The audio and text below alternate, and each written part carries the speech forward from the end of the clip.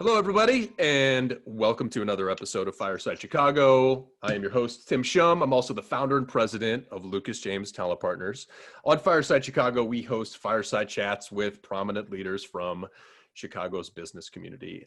All walks of life, lots of different industries, startup, mature companies, all over the place. So thank you for tuning in. Today we have Shelton Banks. Shelton and I go way back several weeks, maybe a couple months. Met Shelton not too long ago. He is the CEO of Rework Training. Rework provides training and job placement services and resources for job applicants in underserved communities, primarily within Chicago and the greater Chicagoland area, connecting underserved talent to opportunities within Chicago's technology sector. Shelton, thanks so much for carving out the time, man. I was looking forward to this. I know you're a busy dude. Very much appreciated. Oh man, thanks for having me. I got big shoes to fill. You said prominent business leaders in Chicago, man. I gotta show up and show out today, I guess. Huh? Yeah, the prominent is very, very large word. Don't feel any pressure there, but I am very much looking forward to this conversation. We got introduced not too long ago, maybe a couple months ago. We're both business leaders right in the thick of 2020. It felt like we had a good, kind of venting therapeutic conversation, got to know each other a little bit. And I was like, man, you got to come on the show and just kind of jam with me a little bit. So just to start, let's talk Rework a little bit. So what is Rework? What do you guys do? Who do you serve?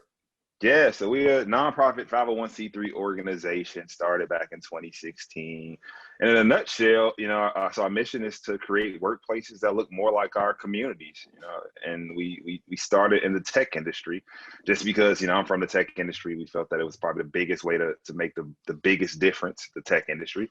And we serve, I like to use the word overlooked and untapped versus unserved just because it brings like a different mentality. But people from overlooked and untapped communities such as the one I'm from, grew up on south side of Chicago, and people need an opportunity to be more than their circumstances, and so we provide that. We've created this community of like-minded business leaders such as yourself, such as many of the volunteers that we get that are actually in the tech industry, in those BDR roles, those sales roles, those leadership roles, where they have an opportunity to give back to their community with their talent and kind of pay it forward. And so we just facilitated this community for the greater good. That's so great. And I we'll talk a little bit more about Rework Training and just, kind of fast forwarding some of the growth that you've had and all that kind of stuff. But, hearing your backstory and then connecting like what you're doing today, it makes so much sense on the passion that drives you on a day-to-day basis. So why don't you walk through for the attendees, the listeners, just your backstory in general and how you got to Rework? Yeah, man. So I born and raised in Chicago. I'm from the hood. And if people don't know what that means, low income neighborhood, south side of Chicago. Average household income when I grew up, it's like $13,000. So not sure if you know what it's like to make $13,000 a year, but imagine kind of living in a household like that. And interestingly enough, my neighborhood was probably 97% Black. And so at the time, didn't know that we were living in poverty, but, fast forward, that's what we were living in. And, grew up household with my grandparents, my parents, kind of like multiple generations living in one household. And at some point, my mom, she bought her own place and eventually got sick. So 16, unfortunately, had to start working at 16, dropped out of high school. To take care of my mom, and the only types of companies that would employ a dropout were sales companies. And so I ended up getting a job selling Cutco knives. You ever Cutco knives? Yeah. Yeah. I've seen a presentation. Oh, dude, you saw somebody cut the penny. Like I was cutting pennies out there, and that's who would take me. And it was like, all right, well, I got to make the most out of this. I got to put food on the table, got to pay rent, at 16. So I started selling Cutco knives and did pretty good. I was able to provide for myself and pay rent and made a pretty decent lifestyle off selling knives for 2 years. And turned 18, went back, got my GED, and had this moment of like, man, I'm good at selling knives, and I'm pretty sure somebody else would take me. I could sell. I've been doing this for the last 2 years, and so started looking for jobs. And so, like most people in their 18s, 1920, hop from job to job. So, I did the serving job and played around with things, but kind of knew like, man, I didn't go to college. I don't want to job hop forever. And so I was just kind of looking at for an opportunity for somebody to kind of train me and groom me and take a shot on me. And somebody did that. So got into the banking industry, part-time teller role. And if you're not familiar with consumer banking, it is very much so sales, dude. They sell checking accounts, savings accounts, credit cards, like the whole lot. And so part-time teller turned into a full-time teller turned into a banker, consumer banker turned into a branch manager over the course of 3 years.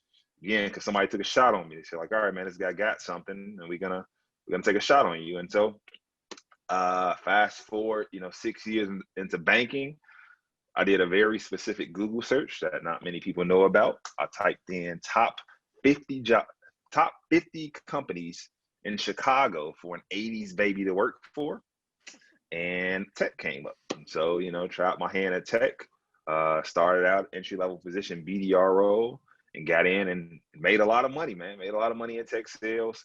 Ended up switching over to Sprout Social. So, went from Groupon to Sprout, same situation.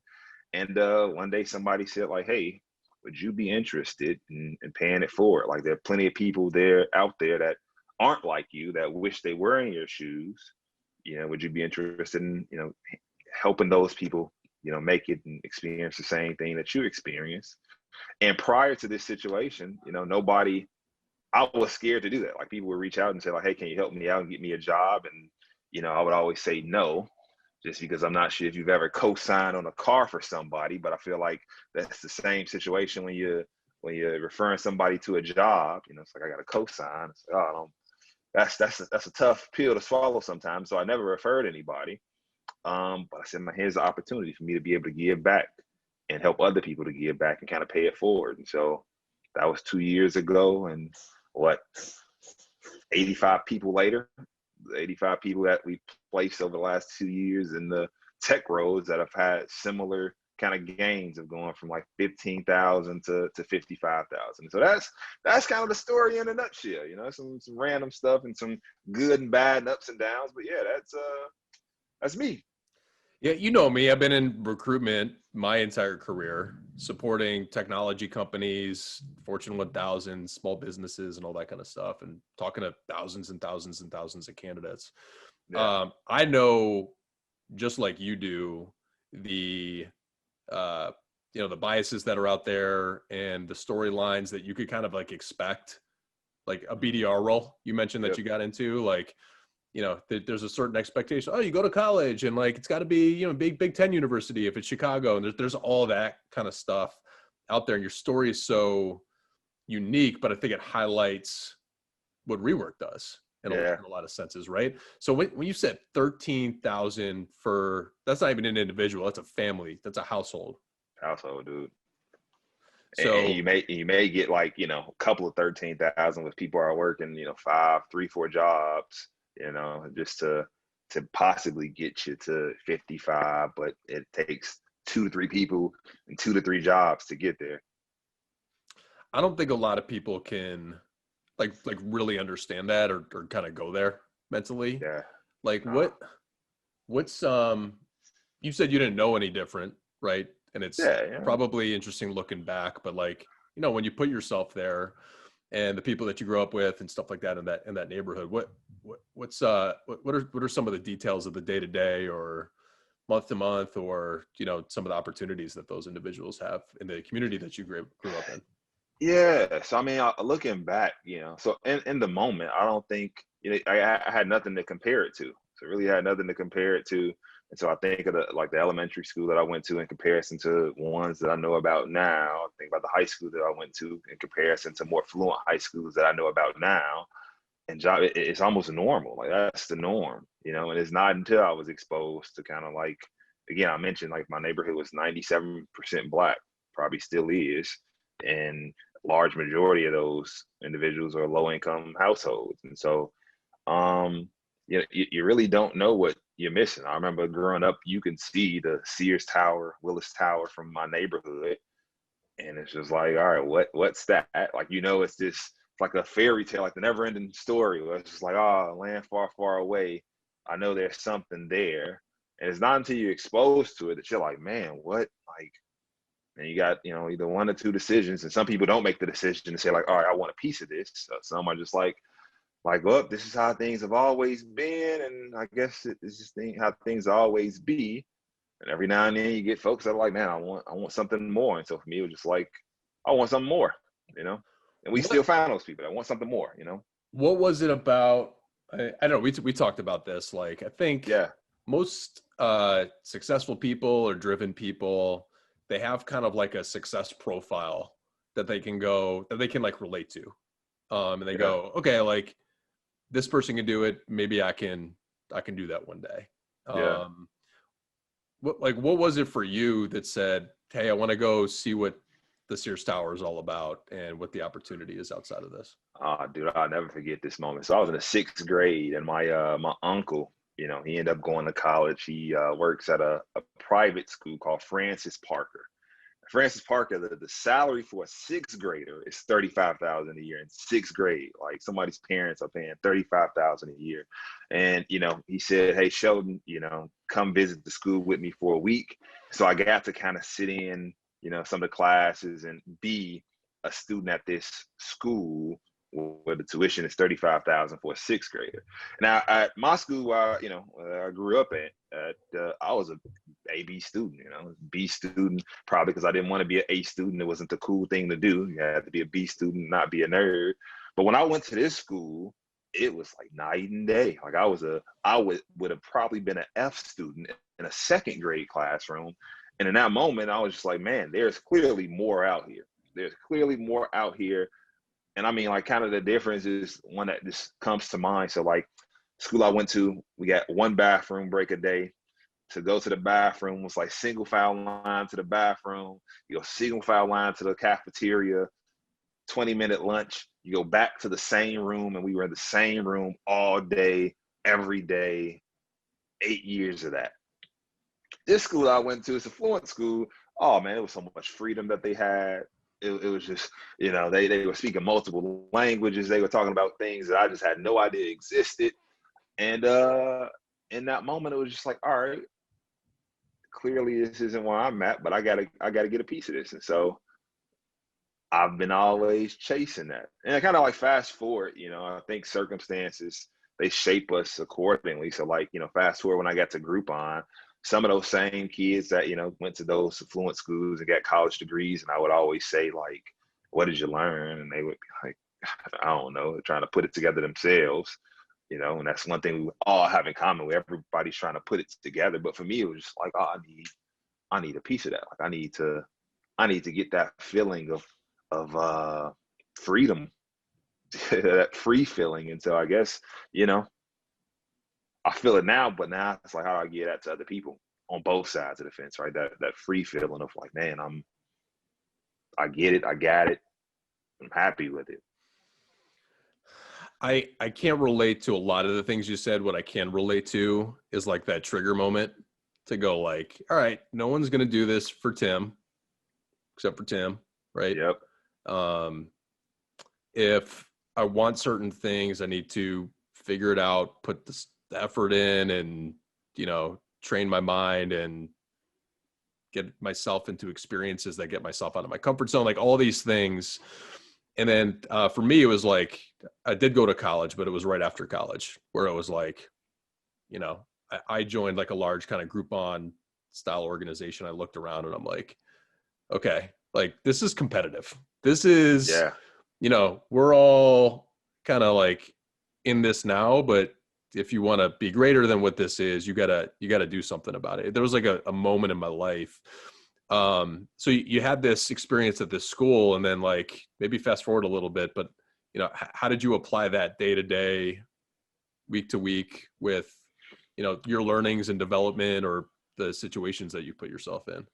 Yeah, I think what I took from it was that, so like the school for me kind of had a job description. Like these kids are XYZ, they have this, that, and the other.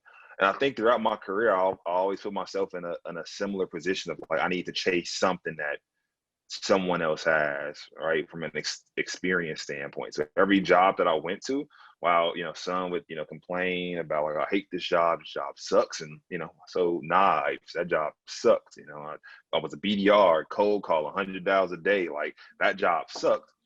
I would always look for moments to kind of like own a piece of the business in my, business. I would take things and say like, all right, if I'm the CEO of my own organization, and I know, I need to have different departments, I need to learn different things. And whatever role that I took on, I would always take a piece of something that I knew was needed for a future job description. So I say like, I did this very specific Google search. I'm always on Google. I would be Googling when I was a BDR, I was Googling, what does it take to be an account executive? So like anything but an account executive, I would try to figure out how to be an account executive in a BDR role. As an account executive, like, what's my next step up? What does it take to be VP of sales? So as an account executive, I'm like trying to figure out what it takes to be VP of sales and actually doing things, and whether it be small things and taking risks, as an individual contributor, I took a lot of risk on myself for the sake of like knowledge and for the sake of learning that at times could have potentially got me fired. Like, I remember one time I said like, I want to A/B test something and I'm not going to use Salesforce to do this. And so my activity is going to be low, but I think I got a better way of doing it. And it ended up working out. But I remember when manager came to me and said, like, you have no activity for the day. What are you doing? And I remember saying to him, like, I promise you, I have 3 deals by the end of the day. And he said, where? And I said, this, I'm doing something, And if I didn't get the 3 deals, it would have been like, here we go, But I took a risk on myself. And again, like that kind of thinking has kind of compounded over the years, kind of just compounded on the interest of that experience and kind of has gotten me where I am today. So I've always kind of had this, I want to be an entrepreneur, but I'm going to be an intrapreneur first and just kind of mention the steal like an artist, I love it. Yeah, we have, we're very similar in the sense like, hey, we're both running small organizations now. We're trying to make it happen. We're trying to grow for the people that we serve and the people that are taking this ride with us. But prior to that, I tell people I sacrificed my 20s. And they say, what do you mean by that? And it's like, well, I didn't like hang out with friends as much or play video games and stuff like that. Like I had a calculator out, like calculating how to, make commissions and do that. And I had Wikipedia up all the time and I was reading biographies on people that were successful. And if I didn't know something, I'd figure it out. So like I was, you have to kind of, if you want to be successful, I feel like you have to be kind of like mentally all in. And I think what we find in these big companies, small companies, just in like the workplace in general, is that there is kind of like a lot of maybe like entitlement out there. Oh, 100%. Where it's like, hey, I don't have to put the work in and I'm going to get by and I'm going to have a salary and stuff like that. And also, I think COVID is putting a spotlight on this fact. If you 100%. graduated high school or college and entered the workforce, let's say post 2010, all you've seen is bull market, bull run. And it's like, anytime I hit adversity in my role, I'm going to go quit and I'm going to probably find something with better benefits or a higher base salary. And like, that's how I'm going to operate. And then like 2020 came and the rug got just dragged under ripped a out. lot of people. And it's like, wow. And I think it kind of goes back to what we're talking about. Like you got to figure this out for yourself. You got to do things. You got to put yourself in that situation. You have to gain these experiences. You got to network for that next role. So there's a lot. There's a lot there depending on, regardless of your background. Sorry, go ahead. 100%. Yeah, I think to add to that, I think what you just said, like I spent your 20s just like with a calculator and reading books. Like you got to be boring. Like I look back and I'm like, the stuff that I did through my 20s was absolutely boring. And to that point of entitlement, people kind of want the title but it's like, you got to put in the work, and the work is actually kind of boring and meticulous and stay at home. And I don't get to party and you got to actually be boring for the payoff. And that, kind of pay that for it. You got to be boring, man. You got to just read some books and stay at home and be, and it pay off. Like 90% of my life right now is boring, and then the 10% that people see, is amazing. It's like, oh my goodness, you're performing, you're doing this. It's because I'm putting in, 90% in the gym, Mamba mentality in the gym, trying to put in reps to get better for the 10%. I love this show just to hear the backstory on everybody, because it is easy to assume that, the CEOs that we have, the venture capital folks that we have on board, it's like, oh, it's, you were born into this somehow. And you have a very unique story, more than most. And I want to get to more of what Rework is doing and the current state of hiring and opportunity. But, regardless, you got to put the work in, you got to put the time in. It's a lot of it's around mindset. Yep. 100%.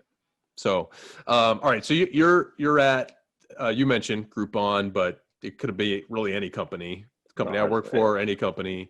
But what did you kind of see around you, just in terms of, the opportunities for like people just like you that, maybe grew up where you did in your neighborhood?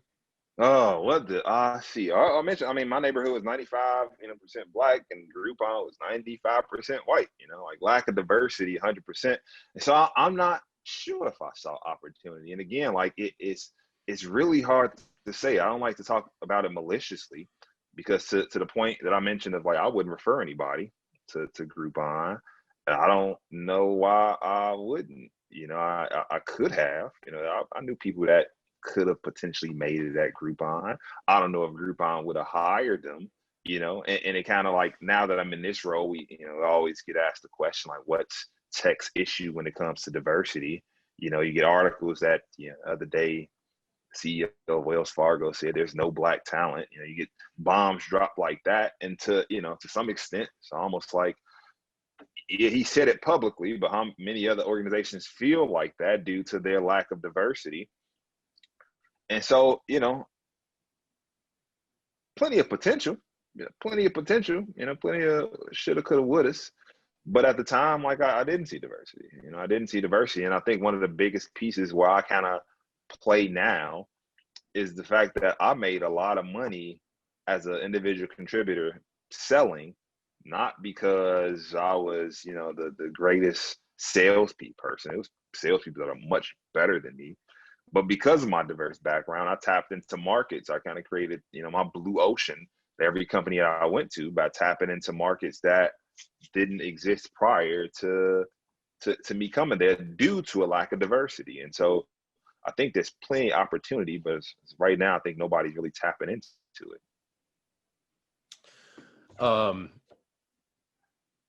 it. You're in and around the tech community, and there are a lot of articles like lack of diversity in tech. Like, why in your opinion is that? Like, where does that come from? We'll get to solutions in a second, but why? Man, yeah. Loaded question. Yeah, I kind of feel like multiple reasons. I think there's no like one, I say like, I don't like to look at tech maliciously, but I would say 20% could possibly be malicious, of just like ignorance and people who just like don't want to change. I think lack of exposure on both sides of the fence create the barrier. Like I said, I grew up I would have never come downtown if it wasn't for my uncle. If it wasn't for my uncle bringing me downtown and kind of setting into motion, like me knowing that there's this different world that exists, like I would have never possibly came downtown. And even now, there are individuals that grew up in my same neighborhood that have never stepped foot past Sox 35th Street, right? It was like it didn't have a reason to. They had no business to come downtown. And so, the lack of exposure on both sides. I know individuals that have lived up north all their life and have never gone south of Sox 35th. Go to see a Sox versus Cubs game, and it's like, well, I know the 35th. This is as far south as I've been.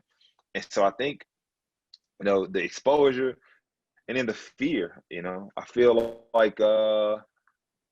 I feel like I'm in more of the diversity and inclusion and equity space than I am in the staffing and placement space. And I kind of feel like there's this fear of nobody wants to be ignorant. Like it's no room to be ignorant for anybody. Like you can't be ignorant publicly because you get called out. And it's ignorance that exists on both sides. And at some point, somebody has to take off the know-it-all cap, the entitlement cap, and just say like, all right, we don't know. Let's figure it out together. And so I think the combination has culminated in what we see today when it comes to the tech industry. That's interesting. So there's like hey, there's an opportunity for here's what's out there, right? Here's what opportunities are out there for everybody in this country. Yep. Just an awareness, education. Here's maybe how you get there and the things that you can do now and what it takes and all this kind of stuff. And on the flip side, hey, there's this community for whatever reason you're not tapping into that Mm-hmm. has really untapped potential. Yep. And at Rework, you're really kind of like the intermediary between both. So let's talk a little bit more about, how does Rework work? So I'm a Yeah. tech company, you talk to me about a partnership, and then where does it kind of go from there? What do you do? Yeah. So, I think about partnerships, and this is kind of like newly added to me, and I've always thought about it, but now I can kind of articulate that. I think about partnerships as like a 1+1=3 type of equation. All right. 1+1=3, where I know what Rework brings to the table. And, as a tech organization, you got to, that wants to partner, like, oh, they bring something to the table. And we get together and we create something new that didn't exist, not the same iterations of things that you previously tried, like D&I training or like, corporate recruitment at, HSBCUs. Like, we create something new. And so we create that safe space for people to be ignorant and learn. So on, the community side where I'm from, when I think about systemic issues just in general, I think about, how systemic wealth, kind of like how that affects that plays into systemic issues, right? And systemic wealth, not just in monetary, but also in educational issues, right? Again, like grammar school that I went to, I didn't see, it was completely different. My household that I grew up in, my grandfather worked for the railroad. Probably, I don't know what his grandfather did.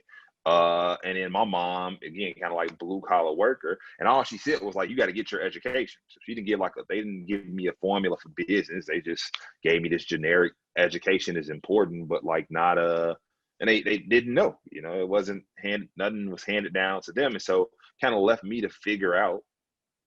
And I was biased to a lot of things, and left me this room to like learn biz dev. Like, I needed to know that. On the flip side, you got tech companies that understand business development. They bring a lot to the table, a wealth of knowledge in business, a wealth of knowledge in sales, a wealth of knowledge. But from a cultural standpoint, there's this gap that exists, and there's this fear that exists. Like, man, I don't know. I know that there's been, tension. And so, like, how do I, it feels like there's this elephant in the room and I don't know what to say, what to do. And so we kind of get rid of we address the elephant, and we kind of you get cool with the elephant. You're like, all right, well, the elephant's here, let's get to work.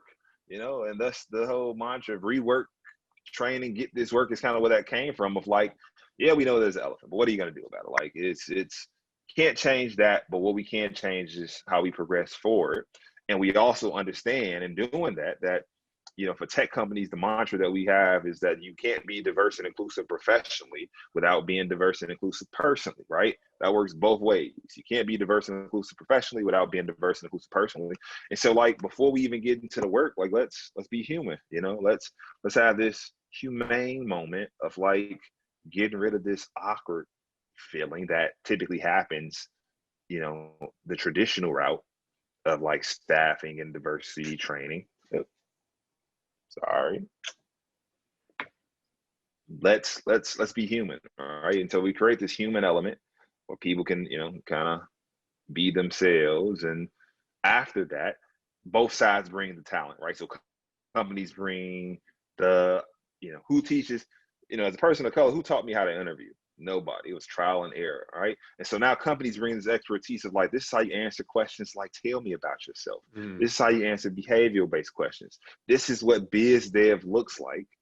And then from, my community side, they bring like the cultural element of like, this is why you shouldn't say this, and this is why this is offensive, and this is how it's the trade-off.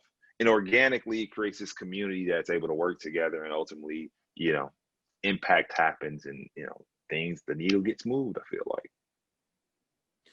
The community side of it, I mean, these individuals that you're working with to educate, train other, they're finding opportunities as a result of what you're doing. 100%. On their own, like they're doing the work. We just create the atmosphere, but they're finding opportunities because of the exposure. Again, you think about, like I said, the issue is kind of like lack of exposure. Well, I just exposed you to something different. I just took the skill set that you had that you probably wouldn't have applied for a tech job because you didn't think you were qualified. I cut coat knives, dude, door-to-door salesperson. Like, you get a pretty decent skill set. You think about somebody that you get, that Uber driver that talks you to death and keeps up a conversation. That's a pretty decent skill set. You get a restaurant, you get a server or a bartender that builds a relationship with you. They find out what you want to drink. They know your drink. They remember that next time you come back. They make the drink. They make it better. They have a conversation with you. You leave a bigger tip this time you built that. That's a great skill set to have. And so now I say, like, great, company, teach this person how to use this skill set to sell software. I mean, I would argue, and I've been a sales leader before, I run our sales team, the Cutco experience is, if you stick with that for like at least 6 months, a year plus, I mean, those are some of the most successful candidates that I've seen as you follow their career, no doubt. 100%. And then, what did you learn in college around sales? Maybe something business related, some theory that you could maybe apply, but like direct experience, it's really like the system around entry level, specifically interviewing and opportunity and connecting talent with that opportunity is broken in a lot of senses. 100%. So it's like, let's connect this head knowledge with this street knowledge. All right, let's make this perfect blend and turns into something beautiful. We see it all the time as recruiters because, we're acting on the behest of our clients and the requirements that they have and what they want. With our experience and education, we try to get somewhere in the middle to make the beautiful partnership happen and get them the great candidate based on equity and equality. But you see it though. It's like, I got an MBA, so like I need an MBA on this, or they need to come from a Big Ten university, or they need. You see this all the time, and then as those individuals get into leadership over time, there's that bias that like, hey, I did it this way, so and other people that have kind of done it this way. You've had your own experience at Groupon, but now that you're partnering with these organizations from your seat, what do you see in that respect? Oh, same thing, right? Which is why I encourage people to come volunteer. It's that mentality of like, oh, you need a bachelor's degree. And it's like, why? It's like in your mind, the bias is that the bachelor's degree equates to success and it equates to like this person being smart, right? And a person without it, you won't call them dumb, but it's just this unknown factor, right? And so I'm like, let me put you in a room. Now you as the expert, the subject matter expert, you come into a room and you teach, and you meet somebody that doesn't have a bachelor's degree, but you couldn't tell. You couldn't tell that they didn't have a bachelor's degree. Now you're talking with this person, and you get to know, and it's like this, you got a lot in common, more common than you thought. You like some of the same things. You're having a beer together. And now all of a sudden the role opens up and you're like, oh, I need some talent. I need somebody. Who do I know? It's like, oh, I know Shelton, and then later on you're like, oh, Shelton, you got a college degree? And it's like, no, I don't got a college degree. And you're like, oh man, I didn't know that. But that's all right, because I know you, and like, I think you can do this. And now I got a shot. Yeah. And now I can change the bias. Now things change, dude. Now the needle moves and great things happen. I mentioned this before. I didn't grow up like you did, but I didn't grow up with like means either, and I have this like massive chip on my shoulder with people that got it easier than I did for some reason. My parents struggled a little bit, and like, my dad had to take jobs outside, like just to make sure things were good. I'll just say that. And I've just grown up with this like bias around, man, you just had it easy. You just had it easier than I did, and I'm gonna sacrifice my 20s and look out Wikipedia and a calculator and read books and stuff, and like I'm gonna make it one day. I think there's like, that's a little bit about what's driving me, dude. I can't even imagine, the community that you're supporting now and that you came from, and the amount of like weight that carries. How do you stay level set? Because you've seen all sides of this thing. You're successful Yeah. now, and like you're running a show, and like you're rubbing elbows with the best of them, but they all kind of grew up in different scenarios. How do you stay level set around that, and not have kind of like your own bias about someone without kind of getting to know them and creating that open dialogue? Yeah, man. I think for me, I keep the end goal in mind, and despite the fact that my end goal is very generic, as some people may say, but I think it's something that people often forget about. That end goal, like what's this top goal? What's the goal that every other goal reports to? And quite frankly, you can tell when people don't have that end goal in mind, right? For me, my level set, it's like, am I gonna be happy because of this? Right? That's my goal. Like, am I gonna be happy because of this? At the end of the day, am I happy? Right? And for me, I know what the formula is for happiness. It's like, all right, if I get solid work, purposeful work, if I build meaningful relationships, for me, that's happiness, right? And so when I meet people throughout, as much bias is out there, it's like, all right, can we work together, right? Work together, great. Can we create a meaningful relationship together, right? I'm happy with that, And if you can't be happy with it, it's just like, dude, like I see the meaningful relationships that you're building, but you don't want to do any work to do anything. And I know one without the other isn't going to work. It's not going to make me happy. Well, I see the work that you're doing, but you're not building any relationships. You just put mad work, you're checking boxes, but you build no relationship with anybody that you check this box with. It's not going to work, And so for me, when I kind of, any relationship I build, any conversation I get into, I kind of look for that formula of like, is this person going to put in work? All right. This is going to be, they're looking for a meaningful relationship of like something different. We could be happy together. We can, y'all got this. Can I tell you, like, this person? Because you mentioned bias, man, and I get it. I get it, and it's funny because like growing up, I thought this is my bias, right? I thought all white people had it easy. Thought all white people had it easy. It's like I see on TV what's portrayed on TV. I'm like, all white people have it easy. And I remember meeting my first white friend, and I remember that interaction. Like, we met, and we were playing together, we were working together, ultimate frisbee, and had a great time. Wasn't thinking about race, wasn't thinking about any of the nonsense. Like, had a great time playing ultimate frisbee. Later on, we said, let's get together again. And he says, like, hey, come to my house. We're gonna hang out. So I go to his house, and his friends were kind of like weirdly awkward. It was just like awkward. It's like, all right, well, this is new. Same situation. He comes to my house, comes to hang with my friends, and my friends were awkward. In fact, I had a conversation with my friends. We're like, hey, I'm bringing this guy over. He's from the North Side, white guy, and they were like, oh, okay, and like they were super awkward. They're like, they're trying to talk smarter, and just like the bias just was because nobody knew. But over time of us hanging together, it's like, oh man, you listen to this music, you like this beer, we like to do the same things. It's like we put in the work and the relationship flourished, and we still hang together to this day. Like we got rid of the biases of just like the unknowns, the scary part. And I think that's, again, what we look to create a rework of like this. We got to kick it and grab a beer together, and we got a lot more in common. Me and you come from a struggle, and it's like, oh man, so your struggle was like this and mine was like this, and this is what we have in common. This is what I missed, from not going to, you tell me what I missed from not going to college, and I'll tell you what you missed by going to college. And we get, to a good place, a diverse place, a happy place by doing it. That's what drives me, that keeps me going. I love it. I can't think of, just getting to know you, I can't think of anybody else more qualified with the level headedness to lead this charge in what you're doing. And I'm just excited to continue to watch Rework and get to know you a little bit better over time. Well, let's wrap up. I know you're a really, really busy guy. I really appreciate you carving out the time. If anyone listening wanted to learn more about Rework or connect with you, how could they do that?